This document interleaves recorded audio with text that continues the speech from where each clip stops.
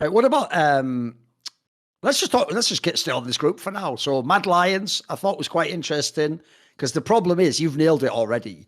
Right, Mad Lions' ceiling still looks really good. Like right now, they look like if you put them into a best of three, they will have at least one game where they will probably be ahead of any team in the LEC. They look like they can match up against a lot of different squads. But as you just said there, Dom, the big problem is exactly that.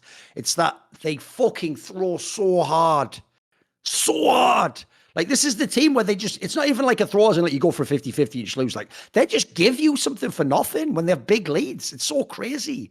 Like, to me, they had that second game against G2. Like, that was just in the palm of their, it was up to them if they wanted to win it. And as you say, it was like, Nisqy had done some god tier plays, but then he also just gifted some shit back. What the fuck? And of all the champions not to do it again, don't do it against the Draven. Like I said on Summoning Insight, I guarantee that is what the coach says when the draft ends. Like, be mindful of the Draven, do not feed the Draven any kills. Like, that's, of course he's telling you that. And also, it's not like this is the Team Liquid Hans Sama. Like, you already saw in the regular part of the split the first few weeks. We all know how fucking cracked Hans Sama's Draven is. He's like mechanically flawless on it, so... Yeah, that was just brutal to me because that should have been like a game 3 in that series. And then it would have been really interesting. Like they were looking like they were kind of confident they could go head to head with G2, mate. I mean, and to be honest, they should have won game 1 as well. Like they were in positions where like if you were a really good team, you win the game off the mistakes that G2 was making, like top tier. You know, like I'm not saying that, you know, a random team is taking this or like another team in LEC is taking this win. But like if G2 goes for that bot lane dive where they essentially like just dive for no reason. Yeah, as Draven, they go for like this suicidal Draven Rakan bot lane dive, and you're playing into Zeri Lulu. And then you also have a like Tristana mid versus a Victor, so that's not even something that's like you can reliably outscale or whatever. That's not a place where you can get a lead. Enemy team has like a Sejuani, which is super solid. If you do that shit versus a really solid team, they are going to just win the game. Like it's just too big of a mistake to have.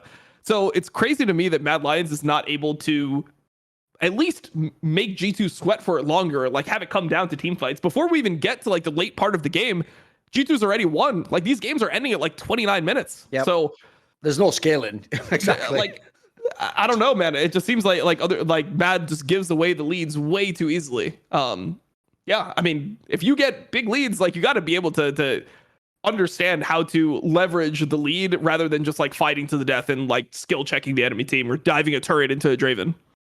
Yeah, because that's the thing. It's like I say, the way that they're throwing it is just doing like really bad, like almost greed plays or like trying to go on like, as you say, like skill check, like try and do some crazy mechanical plays. It's like, bro, you're leading these games. And anytime they were like even or slightly ahead, Dom, they were doing really well finding skirmishes and fights. Like they could find like scenarios where they had one extra person, like a whole bunch of times. Or when the Draven like wouldn't be with the rest of the team, they would start a fight quickly before the Draven could get there. Like it was like right on the margins, loads of those fights of them potentially winning them. Like I actually, the joke is even though G2 ends up looking like the best team in the LEC, I actually thought Mad Lions, like I say, if you just believe in the ceiling part, they can beat anyone. Obviously, the problem is the flaw. They will also, like, there's a world where they're probably going to toss a game to every team they play as well.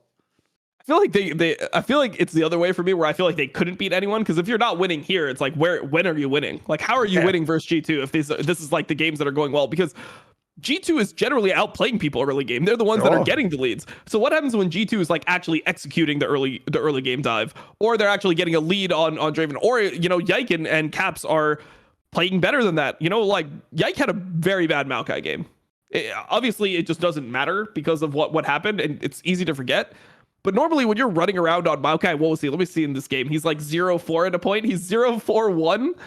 Like at 14 minutes, like you've died 4 times on Maokai, and you have like the scaling mid laner in the Kassadin, and the Draven didn't get like a lead in lane. Like you weren't able to actually get anything over there as well. You got to win that game. That is a hard game to play. So on Mad Lions side of things, if you're not winning these games, like when are you winning? What do the games need to look like for you to be able to win?